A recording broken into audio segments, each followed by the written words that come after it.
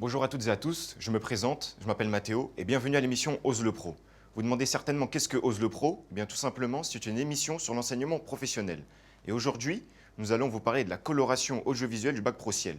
Je vous présente maintenant les invités avec nous sur le plateau aujourd'hui. Pour commencer à ma droite, M. Reda Farah, qui est inspecteur de l'éducation nationale. À ses côtés, M. Fabrice Millet, qui est directeur délégué à la formation professionnelle et technologique en lycée professionnel. À ma gauche, nous avons aujourd'hui deux jeunes avec nous. Baptiste Brûlé, un élève de 3e, et à côté de lui, Elliot Hazard, qui est un élève de seconde. Ils vont représenter les questions que les jeunes peuvent se poser. Et on lance le générique et je vous reprends tout de suite après.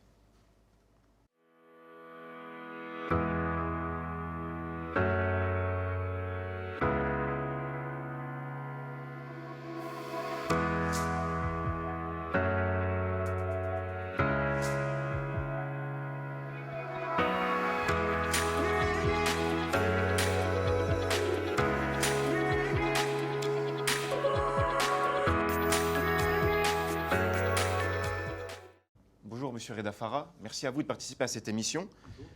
Pourriez-vous nous expliquer en quelques mots ce qu'est la coloration audiovisuelle du bac Pro Ciel?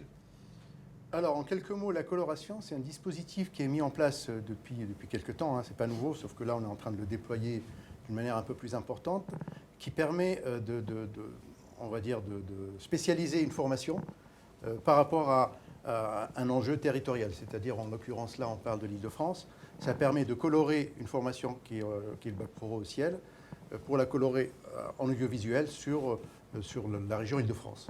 Voilà, ça évite de refaire comment dirais-je, des CPC, c'est-à-dire de réunir des commissions pour écrire des référentiels. Donc on prend un référentiel existant et on peut le colorer à hauteur de 30%, c'est-à-dire adapter le contenu à hauteur de 30%. D'accord. Merci Monsieur Reda Farah pour toutes vos explications. Je vous propose maintenant un petit reportage où on peut voir des élèves en activité dans leur atelier en coloration audiovisuelle, histoire de rentrer un peu plus dans le sujet. Dans le paysage foisonnant de l'éducation professionnelle, le baccalauréat professionnel Ciel Coloration Audiovisuelle émerge comme une réponse dynamique aux besoins évolutifs du marché du spectacle.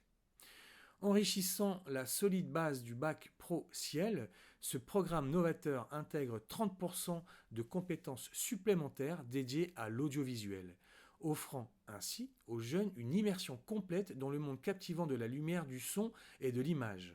Du théâtre aux salles de concert en passant par les musées, cette coloration spécialisée ouvre les portes d'une variété d'entreprises du spectacle, où les étudiants auront l'opportunité d'explorer les rouages complexes de la préparation, de la mise en service et de la maintenance des équipements audiovisuels. Conçu avec une vision prospective de la coloration du baccalauréat professionnel Ciel, répond de manière agile aux exigences économiques du territoire, qu'elles soient locales, régionales ou nationales.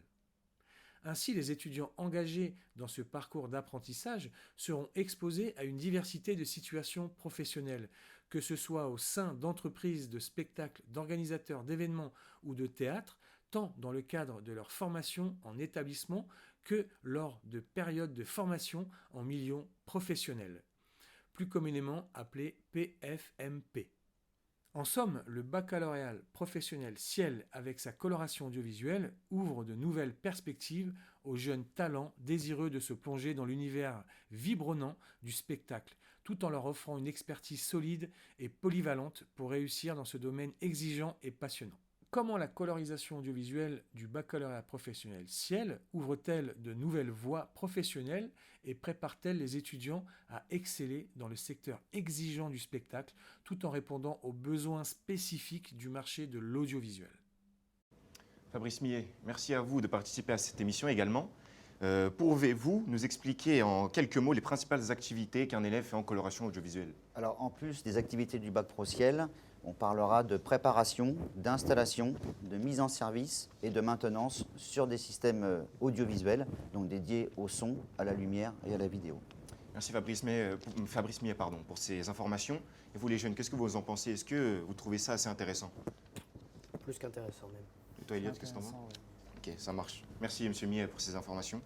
Voici maintenant un petit sujet où on a fait un micro-trottoir où on peut voir l'interrogation des jeunes. Quelles sont les activités professionnelles étudiées en plus en coloration audiovisuelle? Monsieur Millet, je me tourne vers vous. Est-ce que vous pourriez répondre à cette première question? Encore une fois, on s'attellera à préparer, installer, mettre en service et assurer la maintenance de systèmes techniques audiovisuels que sont les appareils son, lumière et vidéo. D'accord, merci. On peut passer à la deuxième question, s'il vous plaît. Combien d'heures par semaine représentent ces activités professionnelles? Monsieur Fabrice Millet. 12 heures d'activité professionnelle par semaine, généralement découpées en 3 séances de 4 heures. D'accord. Est-ce que vous en pensez? Est-ce que pour vous c'est assez, pas trop ou trop? Pour moi, c'est pas énorme comparé aux semaines de collège, même si ça n'a rien à voir. C'est pas non plus, quand on compare les 2 semaines, c'est pas non plus incroyable. Qu'est-ce que t'en penses, toi? Pour moi, c'est suffisant parce que s'il y a trop d'heures, après, ça n'encourage pas les jeunes à faire cette filière. Ok, ça marche, merci. Troisième question, s'il vous plaît. C'est quoi une coloration audiovisuelle? Monsieur l'inspecteur, je me tourne vers vous. Pourriez-vous répondre à cette question? Alors, c'est une spécialisation, une coloration audiovisuelle. Le terme coloration est peut-être choisi de cette manière-là pour le grand public, mais en fin de compte, c'est surtout une spécialisation dans le bac pro ciel qui permet d'adapter la formation, comme je l'ai dit tout à l'heure, à un enjeu territorial, en l'occurrence là, l'Île-de-France. Et cette coloration-là, pour le bac pro ciel, va se faire sur l'audiovisuel. Merci, monsieur. Quatrième question, s'il vous plaît. Est-ce qu'il y a des projets réalisés en coloration audiovisuelle pendant la formation? Monsieur Fabrice Millet, je reviens vers vous. Bien sûr, la démarche de projet est à placer au centre de cette formation. Cette émission, d'ailleurs, l'illustre parfaitement. Vous, les jeunes, qu'est-ce que vous en pensez? Est-ce que vous trouvez ça assez intéressant comme projet à réaliser, par exemple? Très intéressant. C'est intéressant. Merci. Merci, monsieur, pour toutes vos réponses. Et maintenant, je m'adresse à toi, Baptiste. Est-ce que tu aurais des questions? Oui, et ma question est la suivante. Quelle est la différence entre un bac pro ciel et un bac pro ciel à coloration audiovisuelle? Alors, le bac pro ciel, j'aurais tendance à dire il va respecter le référentiel classique, c'est-à-dire le programme, entre parenthèses, national. Le bac pro ciel, on va l'adapter à hauteur de 30% de son contenu par rapport à la coloration. D'accord. Et que retrouve-t-on dans cette attestation? Alors, c'est une attestation qui va dire effectivement que l'élève en question, bien sûr, va obtenir le bac pro national, le diplôme national, mais également à valider des compétences liées à la coloration. Et ça se fait surtout avec un partenaire professionnel. Donc, c'est le partenaire professionnel au titre des PFAP, donc des stages, si vous voulez, qui va valider effectivement cette partie-là. Ça te convient?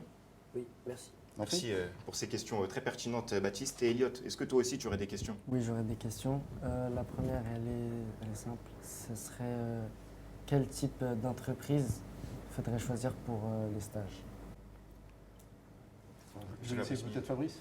Ici, essentiellement, les salles de spectacle, bien sûr, opéra, théâtre et autres, évidemment.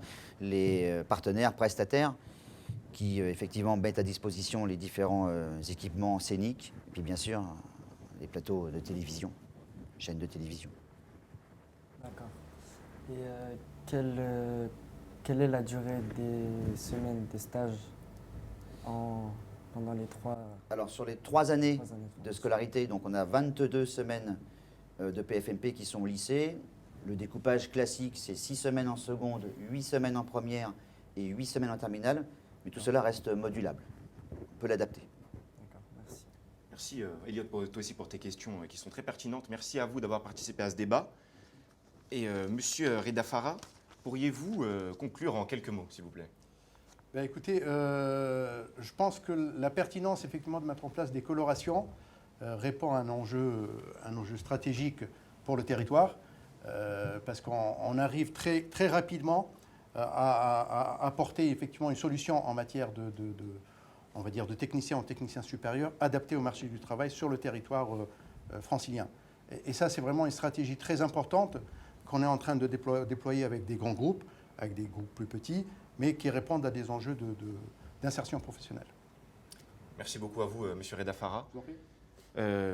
Pour conclure, j'aimerais remercier tous les invités qui étaient avec nous sur le plateau aujourd'hui, nos élèves aussi, Baptiste, Elliot, monsieur Reda Farah, monsieur Fabrice Millet. Merci à l'équipe technique, merci à tous, et on se retrouve bientôt pour une nouvelle émission Ose le Pro.